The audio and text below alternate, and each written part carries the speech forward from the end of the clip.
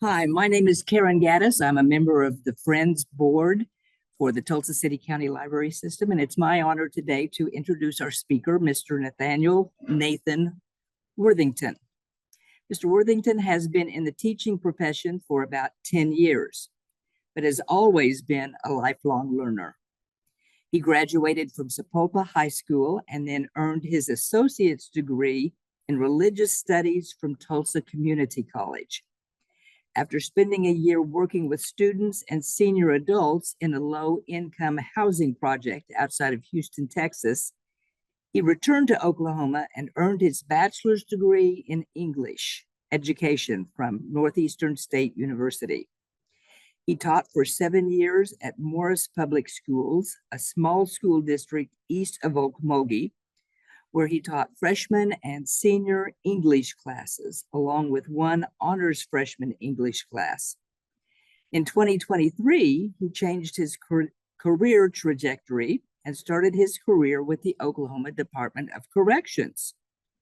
He now works full-time as a correctional teacher and the facility's leisure library supervisor at Dick Connor Correctional Center in Hominy. He teaches a class of adult men who are interested in getting their GED while incarcerated. He has very fond memories of participating in TCCL's summer reading program as a child in the 80s and early 90s, in addition to the Book It program at Liberty Elementary in Sapulpa. His favorite novel is Lord of the Flies by William Golding, and he has 2 special copies of it, one in Spanish from a friend who bought it in Central America, and one in Japanese from another friend who visited that country while on vacation. He was bit by the reading bug back in middle school, where he became lost in the world of Narnia by C.S. Lewis. Then came J.R.R. Tolkien and Robert Jordan. Since then, his reading interests have grown to include a variety of genres. He not only enjoys his teaching job, but he also loves to help the men at Dick Connor connect their interests with books from the leisure library. When not at work, he loves to read, role play with his friends, and watch movies and TV shows. He also has a collection of over 60 Funko Pop figures and a growing collection of Eagle Moss models of various sci-fi franchises like Doctor Who, Stargate, and Star Trek. He is pursuing his desire to own a tiny house on a small acreage of land close to where he currently lives in Cleveland. Please welcome Nathan Worthington.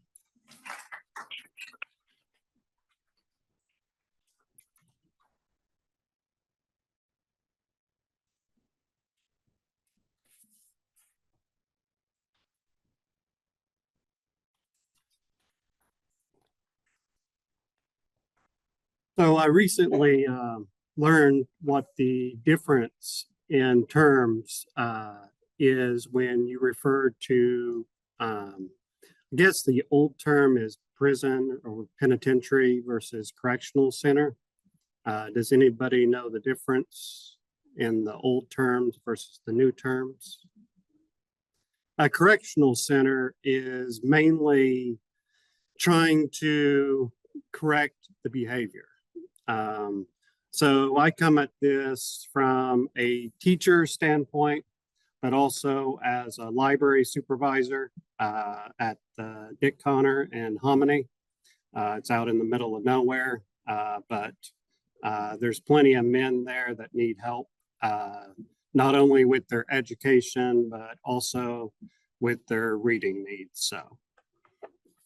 So a lot of what I'll refer back to are my own experiences there. The book that I'm reviewing is How to Read a Book by Monica Wood. It's a short read. It's about 280 pages. It shouldn't take most people very long to read through it. Monica Wood is a novelist, memoirist, and playwright. She's the 2024 recipient of the Sarah Joseph A. Hale Award for Excellence in New England Literary Arts, the 2019 recipient of the Maine Humanities Council Carson Prize for contributions to the public humanities, and the 2016 recipient of the Maine Writers and Publishers Alliance Distinguished Achievement Award for contributions to the literary arts. She lives in Portland, Maine with her husband, Dan Abbott, and their cat, Susie. A lot of her novel comes from her own experience, as I learned. Based on her experience, she volunteered at a local prison whose book club had read one of her previous novels, Ernie's Ark. She was there to talk about her book. While she was there, she helped to create a 12-week program called Meet the Authors, featuring books and authors from Maine. The club read a variety of books and genres, children's books to a layperson's guide to brain chemistry, and the inmates came from a variety of different educational backgrounds. Some had not graduated high school, while a few had master's degrees. Writing component was added when the inmates asked for it to be a part of the program. The program ran 4 separate times over 4 years. 1 year, the inmates were allowed to read some of their writings at a prison-style town meeting. We offer both GED and college at Dick Connor. Currently, we have 2 universities that we've worked with, Tulsa Community College and Langston University.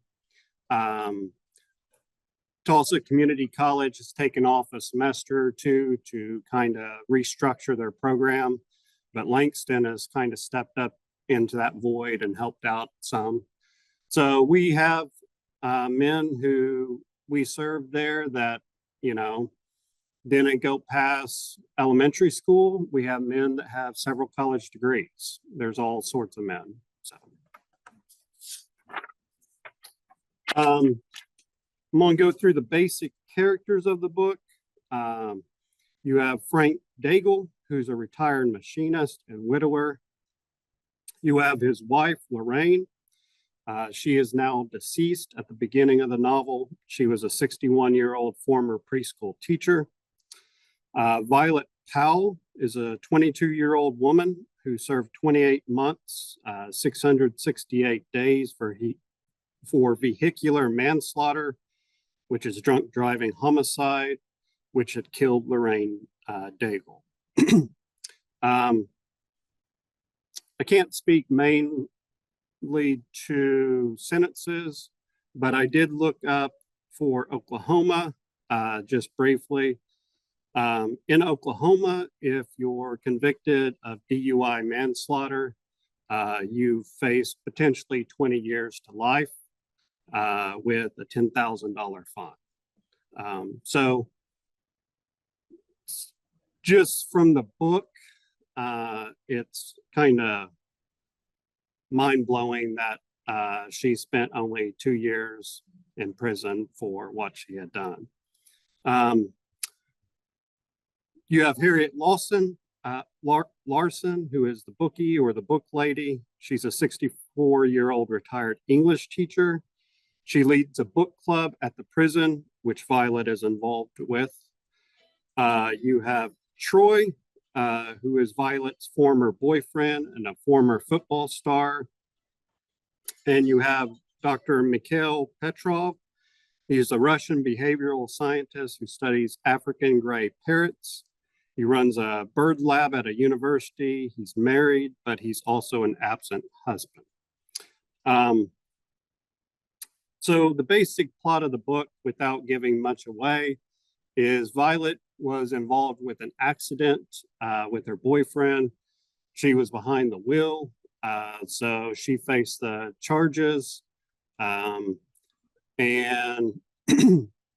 she is released from prison, and then she has to reintegrate into society, which is difficult for a lot of men behind bars, especially if they've been there for a long time.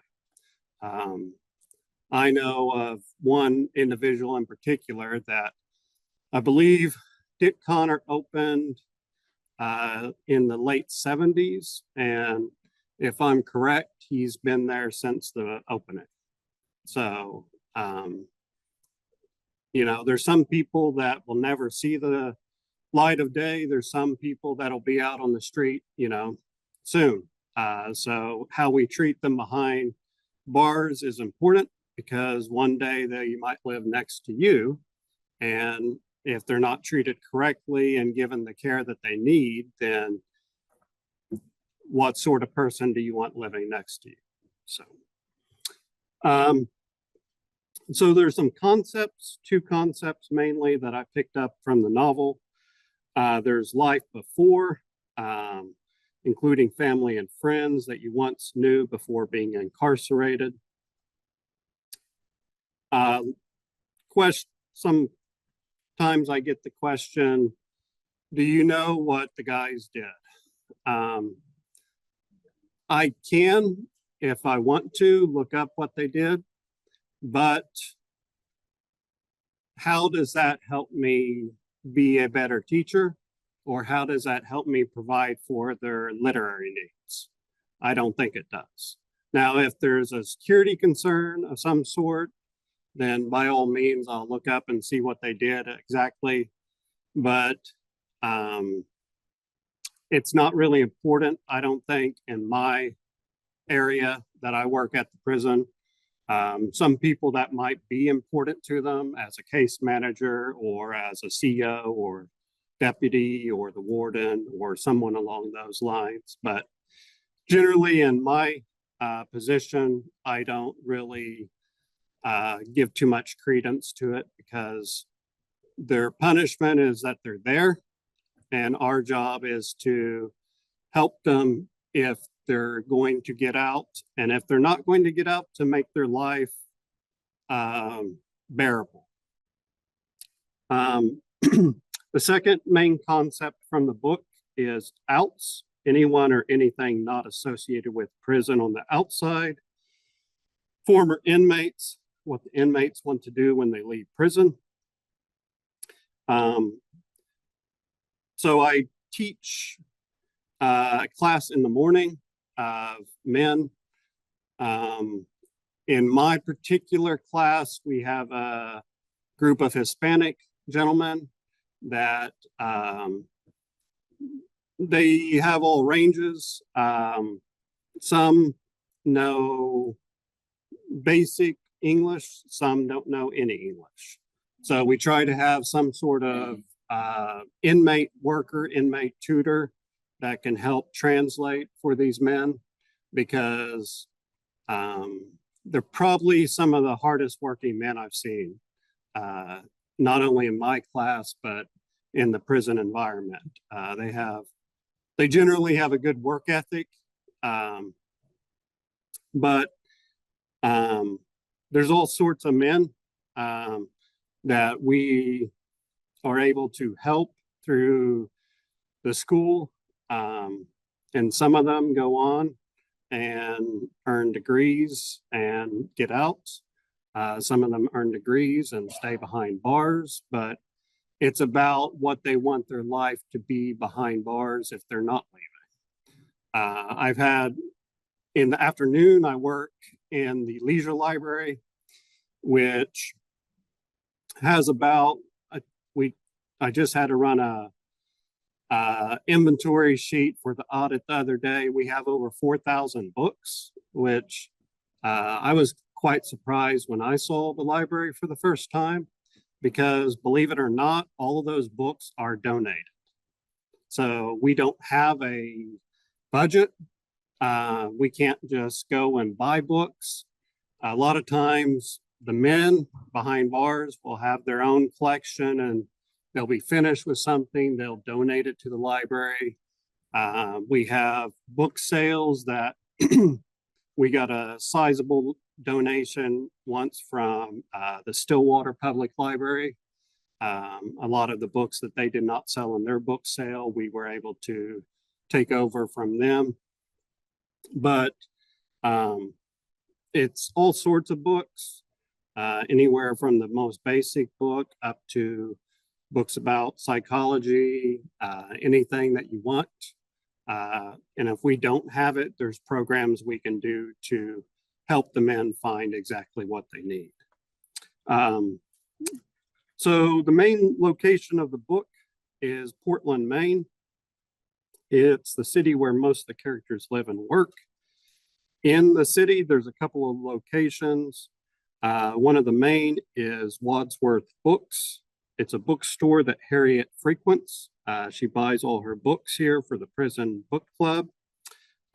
Frank, whose wife had been killed in the accident, works there as a handyman, kind of on for something to do. Huntington Hall is a bird lab at the university. And then she briefly visits a public library where she runs into some problems about, you need to prove that you are who you are. So where's your license? I don't have a license yet. Where's your bill that shows that you live in this county or this city? I don't have that yet. But thankfully, the librarian was kind enough to work with her and get her what she needed. Harriet suggests, the book lady suggests that it's one of the few places, and I have to agree, that's free nowadays. You can walk in and, even if you don't want to check anything out, you can walk in and browse and do whatever you want, but there's not a charge to come and use the services. So.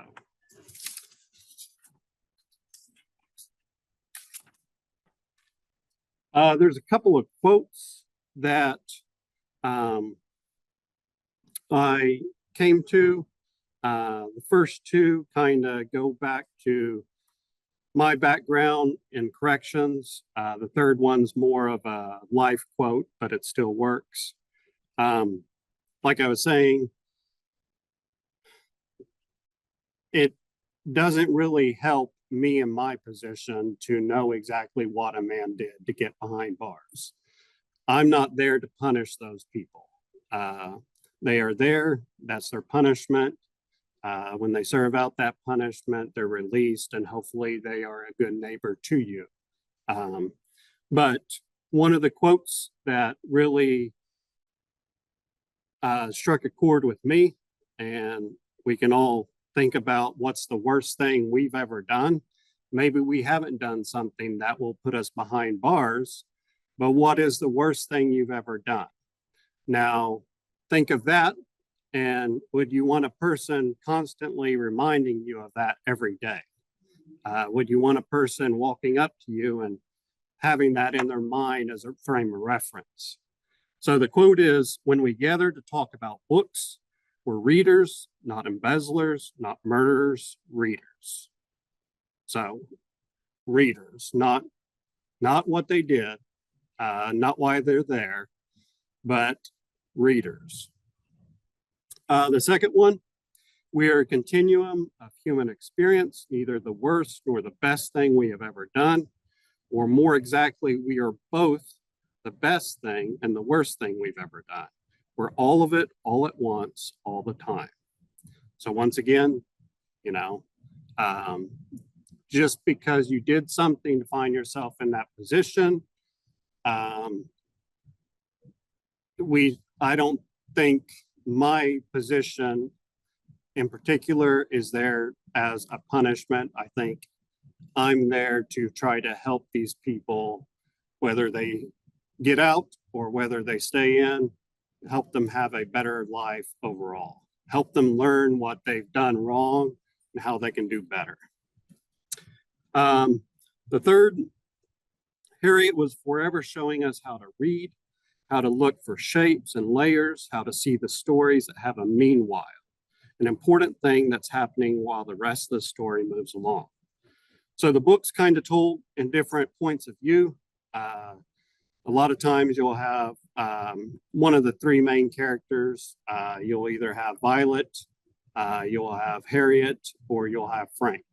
And it alternates between their points of view, so you get to see the different characters and how they're thinking through the situations. A couple of themes I picked up on. Literature, meanwhile, the book club versus the bookstore. While the book club has a lot of selections and seems like a slice of life, in the bookstore has a great variety, but versus the book club feels like it's vibrant and alive. The bookstore, it's books. You can put a books up on any place, and if there's not life in that place, then that's what they're looking for. I think in the book club, you find life. You find these women that, you know, some of them didn't know anything from anything, and they're connecting with these writers from long ago, from ideas long ago, and they're opening up and writing their thoughts down. You also have forgiveness. You have Frank, who's willing to forgive, and you have Christy, who's unwilling to forgive. Christy is Frank's daughter. She can't get past the point of understanding how Violet could do what she did. You have Violet, who's contrite for her past actions. You have Vicky, who's Violet's sister. Vicky believes the past is the only thing worth remembering. You have the idea of redemption. You have basically 3 people versus 1, I believe. You have Troy, Pastor Rick, and Vicky versus Violet. Troy, former football star who was going down the wrong road to begin with, but he also blames his problems on Violet, even though he was in the car too, and perhaps she wasn't the only one to blame in this. Pastor Rick, which you would think would be a person that issues forgiveness, he finds no forgiveness for Vicky, or for Violet. You have Vicky, who believes that Violet put their mom in an early grave because Violet and Vicky's mom went to every day of the trial, and she believes that her actions led to their mother's early passing. And then you have Violet, who, in my opinion, has been redeemed. She's been saved from her past. The idea of redemption or redeemed is the clearing of a debt. And what Maine said she had to serve was 2 years. She served. That's the punishment for what the crime was that was determined by the courts. So she served her time, and now Violet's ready to move on, but other people in her life are not ready for her to move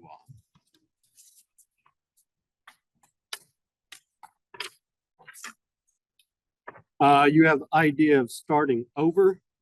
This one isn't more of one person or one group versus another. It's just the idea of starting again. You have Harriet, who's a retired English teacher. She could sit back and enjoy her retirement, but instead she starts this prison book club. She wants to share her knowledge with others. She wants the women behind bars to grow. Her niece, Sophia, moves away. And when she moves away, it gives Harriet some time to actually grow into a new area in her life that she hasn't experienced for a long time. Violet, everything's new to her. She must start again and again and again every day. She has new friends. She has a new family. This family, though, is chosen by her. Sometimes we are born into families that we might not necessarily enjoy everybody in the family, but we can pick our families too. We can pick our friends. We can pick a new family. So Violet does this. So just a little bit about my position. I do teach in the morning. I teach adult men, and all ranges from dropped out when they're in elementary school to they were close to finishing high school and they just saw no need for it. We have graduations every year. We try to do them in accordance and also with Langston and TCC. If you look up online, you can find footage of our past graduations. It's really nice. The men get to bring in some members of their family, enjoy the celebration. But also I work as the leisure library supervisor. Most of our books, like I said, come from outside. We do have men that are willing to give up books that they bought themselves to help the library, which is very nice, because when you see that happening, I think you see a change in the people, that it's not just all mine anymore, you know. We also have a very good interlibrary loan program, the ILL program, which basically if we have a person that wants a particular book that we do not have in our collection, we can reach out to other libraries and get the books. I think the farthest away I remember was San Francisco, but we got a book the other day from Nebraska. But basically the men have to qualify for this program. You have to have a higher level. You have to not have any what we call class X misconducts. So basically you haven't smuggled a cell phone or you're not causing harm to someone else. You have to be clear for a year. You have to be in good standing with the leisure library. Our books, we limit at $25. So basically that's our cutoff point. Most hardback books fall under that guidelines. So far it's a fairly robust program. Our ILL program, we usually do 10 to 20 books a month for the guys. And it gives them access to books that they wouldn't have in our library, but they can have access to them as they go along. I have men that have started at book 1 and, you know, read all the way to book 15 or 20. So it just takes time and patience, but it's a good program that helps the men get things that we do not have in our own collection. While I was working on this, I ran across a website from Johns Hopkins University. It's called prisonwitness.org. It's an interesting website because I don't know exactly what their criteria is, but men and women behind bars, for whatever reason, write out their thoughts. They're recorded on this website in their own words. Some of them are typewritten, some of them are handwritten, and you can read through ideas and concepts that maybe the general public doesn't encounter in everyday life. Sometimes it's difficult because I get to go home at the end of the day, but they don't. And I know they've chosen their direction and they made decisions based on that. But once again, I just ask you to remember, whatever the worst thing you believe you've ever done in your life is, and then if you would want to be judged by that every day. So just, they are serving their time. They're doing their penance if you want. But I think we need to remember that the majority will get out one day, and it's how we treat them while they are behind bars that will determine what sort of society we are making for the future. So, are there any questions? Yep. I want to thank you for. I was aware of the difference between correctional facilities. Are the prisoners of those facilities different levels? Yeah.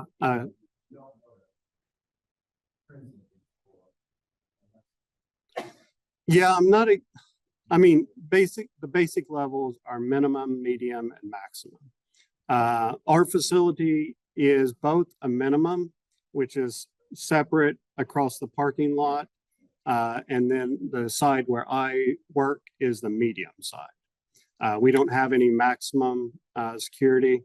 I've talked to guys that have been at those facilities, and they are definitely very restrictive. So the guys, like if there was a time that they were able to be out on the yard, you probably wouldn't think it's a prison, because people are wandering around going to laundry, property, going to the mail room, the law library. It's just a community. But they have places at our facility where if you break rules, you're put for a certain amount of time. Based on some new legislation, the guys get good time off, basically added to the end of their sentence if they behave and do what they're supposed to. If they get something like I called a class X, they lose that. So you potentially doing something stupid could destroy a lot of work that you put into your rehabilitation. So yeah, but we only have minimum and medium at our facility.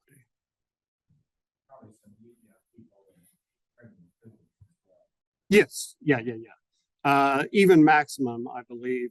Now you wouldn't probably have the minimum, but I think you would still have the medium and maximum component at a maximum facility for the most part. How do the non-participants in the program see the participants? Education or okay. Well, the way it was described to me and the way I've been there almost 3 years, education is a privilege. And I think on the outside, we take that for granted. We can just go to any school and we can just get our education. And, the guys behind bars, they treat, at least at our facility, they treat education as a neutral ground. There's people that'll sit beside each other and talk. And, I was talking to somebody the other day about how much these guys talk. And he's like, well, that's interesting because they're from different gangs. And like I said, I don't get into the politics and all that stuff, but you'll have people that come from different areas in the prison, different gangs, different affiliations, but they generally don't bring that down to our facility because they know if they mess up, then they're out. Now, that's not permanent that they're out, but you're not working in a good direction at that point in time. So it's kind of neutral ground overall. Yes. I read the personality test about the way the women shared in the front. Yes. Do you think that Education wise? not just educated, but feelings and relating it to their and the drugs that they see? I have to say, like overall, I feel like more of a facilitator than a teacher per se, like a traditional teacher. I try to connect with the guys as much as I can, as much as they're willing to let me connect to them. Get to learn about them, their families, where they come from, what they have on the outside, what they're going back to. So not really in a group setting, but more of one-on-one, kind of between me and the students I have in class. We typically only have about 15 students on our class roll at a time. So it's small enough that you can kind of make a connection with the guys versus having 30, 45 people in class and they're just another number, you know? So not really like group, but like I said, some of the guys will talk to people down there that they never talk to out on the yard. You'll never see them even look at them. But down there, they're willing to break those rules just because it's a neutral place and they know it's a privilege. So I don't know if that answered your question or not. Partly. My question is really more like how they related to the material, the books that they were reading and the poetry that they were reading. You get that kind of response from the men. No, not generally. Since the pandemic, this started before I started at the facility. Our libraries been closed for visits. We do ours through library request. We deliver them through the mail. So perhaps we're trying to work towards getting the library reopened. I just got 2 new workers, one in the morning, one in the afternoon. They're both inmates, but they both want the library to reopen, as do I. Maybe that will be in effect once we get the library open, but no, I haven't really seen that in particular. So, hold on just a second. What kind of book donations would you be looking for?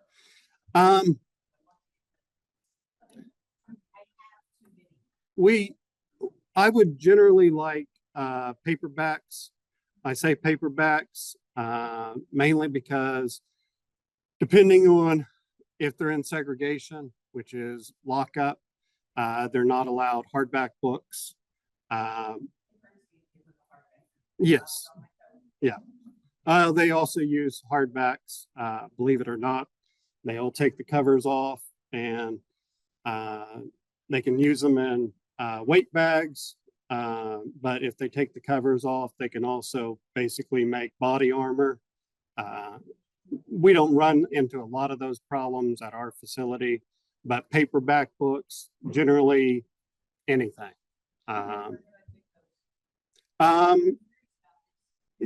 If you want to, I can give you my information and yeah, definitely. Yeah, I mean, I can give anybody my information when we're done. And if you have any donations, we'd be more than willing to take them. So do what? Yeah, even if we can't use them in our collection, we do something called unit books, which if you think of the old movies with the cart that they wheeled around, basically it's the same idea. We take books to the unit every month and we donate them to the unit. So for guys that don't want to come to the library or deal with that, they can go and pick up books there and deal with it that way. So, I wanted to know if you could mention how the girl changed or did she change with other help? Without giving too much away, I don't think she had too much character growth. But I mean, I want to think of that situation. So, I mean, I can see both sides. I can see the father's point of view. I can see the daughter's point of view, probably more of the daughter's because, you know, her mother's not walking now. Her mother's not doing what she's doing, but this woman is. And a lot of times people have a problem with those that are released because they're reminded of what they don't have anymore. And I don't think the daughter definitely didn't grow as much as the father.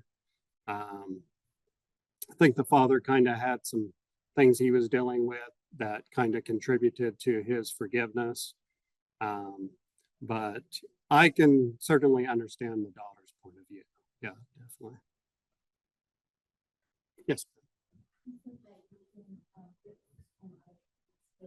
Yes. It's through the ILL program. So basically, the Oklahoma Department of Libraries helps us as the Department of Corrections. And basically, like if they qualify for the program, then I will put the information for the book into the system. And we have a gentleman in Oklahoma City that sends out that request. And then it's open to those libraries that are willing to donate a copy. The length of time that they get the books is very dependent on the library.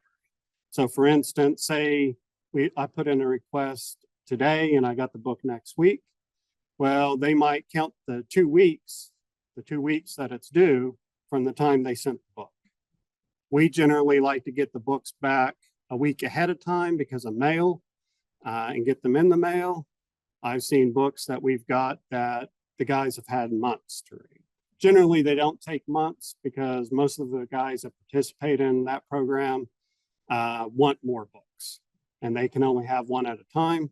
So if they get that book back, then they can get the next book and the next book, and they don't really want to sit on the books that long. But yeah, it's through the Department of Libraries, and Tulsa has the same sort of system. I got a book from, I think, Colorado through the ILL program here. So it's a nice program, especially if the library doesn't have the particular thing you're looking for. If they can find a library that matches it and is willing to donate it, then they go ahead through that program. So it's a really nice program. I like it. So yes.